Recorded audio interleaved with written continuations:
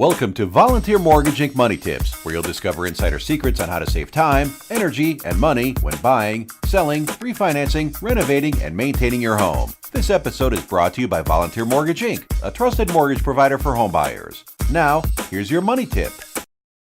Okay, today we're going to talk about how to keep your kids out of debt. As you make plans for your children's post-secondary education, keep in mind that the average student's debt is currently almost $30,000, and it'll be even higher by the time your kids graduate. The truth is, most young people, and often their parents, can't afford that kind of debt.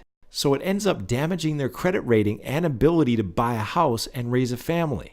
The best way to prevent such problems is to avoid massive student debt in the first place. Here are 5 tips to avoid student loan debt.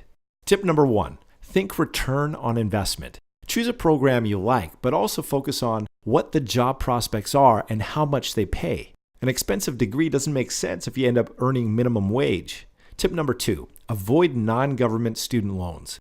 Even government loans can lead to major debt problems. But when you get into private loans, the interest rates are usually much higher and there's less repayment flexibility. Tip 3. Apply for every scholarship and grant you can find. Even if your marks weren't fabulous and your parents aren't poor, you may still qualify for aid. Some scholarships are based on volunteerism, community interest, non-academic skills, etc. Talk to a guidance counselor or financial aid office and do lots of research. Tip number 4. Find a school that's looking for someone like you. Each school has its own selection criteria based on student talents, interests, background, needs, etc. Finding the one school that really wants you can result in reduced fees, scholarships, and other perks. But be sure to discuss all this with the school before you enroll. That puts you in a much stronger negotiating position.